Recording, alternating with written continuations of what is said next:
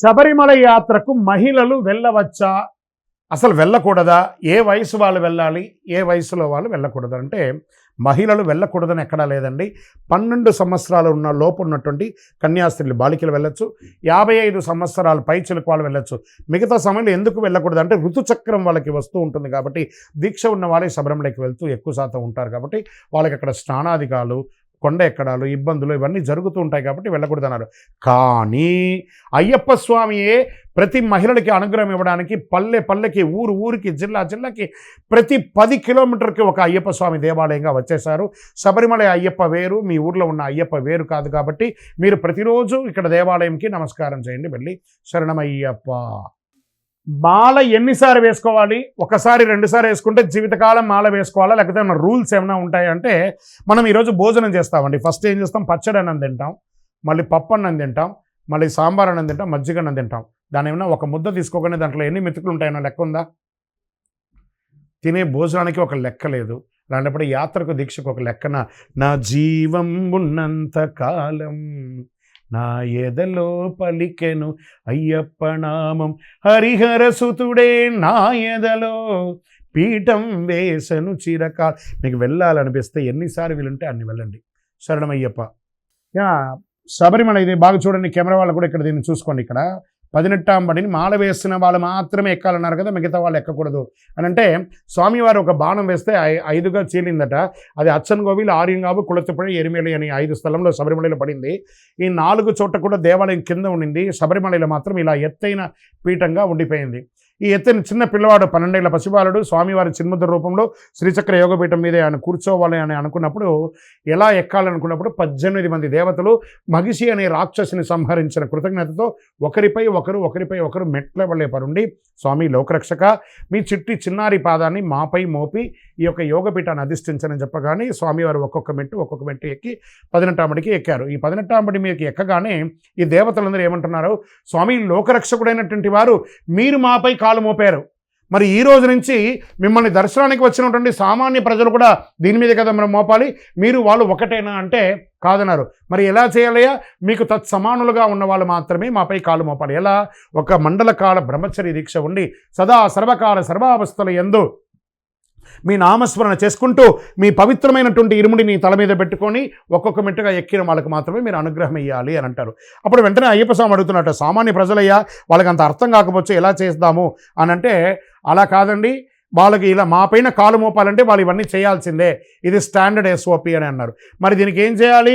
వెంటనే స్వామివారు ఏమన్నారు?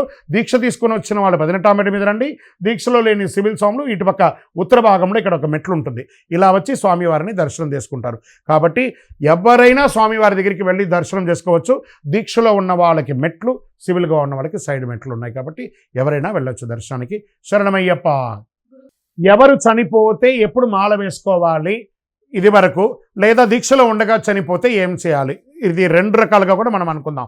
ఎవరు చనిపోతే అంటే, తల్లిదండ్రులు చనిపోతే 1 ఇయర్, భార్య చనిపోతే 1 ఇయర్, పిల్లలు, అన్నదమ్ములు అందరూ చేసుకుంటే 48 రోజులు, దాయాదులు అయితే 13 రోజులు, ఆఖరికి మిత్రుడు చనిపోయినా కూడా 3 రోజులు ఖచ్చితంగా పాటించాలి. ఆ మిత్రుడిని ఇప్పుడు చూడకపోతే జీవితంలో ఎప్పుడు చూడలేం కాబట్టి అప్పుడైనా తీసుకోవాలి.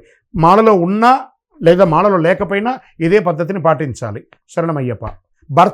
భార్య చనిపోయిన 1 ఇయర్ వరకు మాల వేసుకోకూడదు.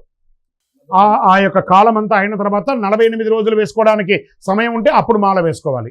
శరణమయ్యప్ప. దీక్షా సమయంలో ఇప్పుడు నేను చెప్పాను చూసారా, అకాల మరణం జరిగినప్పుడు ఖచ్చితంగా మాల తీసేయాలండి, అదొకటి. తర్వాత వారి యొక్క సొంత కూతురు మెచ్యూర్డ్ అయినప్పుడు ఆయనకి దోషం వస్తుంది కాబట్టి అప్పుడు కూడా మాల తీసేయాలి. ఖచ్చితంగా మాల అయిపోయాలని మేనత్తండి, తండ్రితో పట్టినటువంటి యొక్క అక్కనో చెల్లిలో, అక్కడ మేనత్త కదా, చిన్నప్పటి నుంచి ఆలనా పాలన చేసి ఉంటారు కదా, కాబట్టి 13 రోజులు సూతకం ఖచ్చితంగా ఉంటుంది. ఎందుకంటే తండ్రితో పుట్టినవారు కాబట్టి ఖచ్చితంగా మాల అయిపోయాలి. శరణమయ్యప్ప. స్వామి, అయ్యప్ప దీక్షలో నల్ల వస్త్రమే ఎందుకు తీసుకోవాలి అని అంటే, నలుపు, ఎరుపు, తెలుపు, కావి వస్త్రము ధరించి అయ్యా నీ ఉండే హృదయములో సంచలమే లేదు. అన్ని వస్త్రాలు ధరించవచ్చు, ఇదే ధరించాలి అదే ధరించాలని లేదు. కానీ నల్ల వస్త్రం ధరించడం వల్ల ఏమవుతుందంటే శని ప్రీతి పొందుతారు. స్వామివారికి ఇంకొకటి కూడా ఉంది, నీల వస్త్రధారియే శరణం అయ్యప్ప. అన్ని వస్త్రాలు ధరించారు. శబరిమలలో పూజ చేసే పూజారులు అందరూ తెల్ల వస్త్రాలు ధరిస్తుంటారు. దేవాలయంలో ఉన్న ప్రతి అర్చకులు కూడా తెల్ల వస్త్రం ధరిస్తారు. కాబట్టి వస్త్రం కాదు, ముందు కనెక్టింగ్ ఆఫ్ గాడ్ అనేది చాలా ముఖ్యం. కాబట్టి ఆ వస్త్రం ధరించడంలో ఏమవుతుంది, ఇప్పుడు మీరు చూడండి, మనం అందరూ కూడా ఈ నల్ల వస్త్రం వేసుకోవడం వల్ల బయట ఎక్కడైనా చూస్తే ఆటోమేటిక్గా మనం ఏం చేస్తాం, కళ్ళకి ఇలా అద్దుకుంటాం. ఏదో ఒక తెలియకుండా ఒక డిసిప్లిన్ వచ్చేస్తుంది. కాబట్టి నలుపుకి ఒక ప్రత్యేకత ఉంది. చాలా పవర్ఫుల్ కలర్ అనమాట అది శరణమయ్యప్ప. స్వామివారు మనకు జీవితాన్ని ఇచ్చాడు. ఇక్కడ మనం 20-30 మంది ఉన్నాం అనుకోండి, నీకు ఒకరోజు టైం ఇస్తాను, వారికి ఒకరోజు టైం ఇస్తాను, నువ్వు 10 రోజులు లేకుండా లోపల ఉండు, నేను వారితో ఉంటానంటే ఒప్పుకుంటాడా? అలా కాదు కదా. పుట్టినప్పటి నుంచి మనం మరణించేందుకు లబ్డబ్ కొట్టుకుంటుంది. ఈరోజు ఈయన దాంట్లో లబ్డబ్ కొట్టుకుంటా, ఆయన దాంట్లో లబ్డబ్ కొట్టుకుంటా అంటే నెక్స్ట్ డే నిన్ను ఏమంటారు? దీనికి నియమాలంతా ఎవరు పాటించలేదు, ఇవన్నీ కూడా క్రియేషన్సే. మాల వేసుకున్నారా, వెళ్ళండి సార్. దేవాలయంలో ఆ భక్తులు నడయాడిన పాదధూళిలోనే భగవంతుడు ఉంటాడు. కాబట్టి ఏ దేవాలయానికైనా వెళ్ళండి, కానీ వెళ్ళడం అలవాటు చేసుకోండి. వెళ్తూ మీ ఇంట్లో కుటుంబ సభ్యులతో కూడా పాటు వెళ్ళండి, కానీ వెళ్ళడం అలవాటు చేసుకోండి. శరణమయ్యప్ప.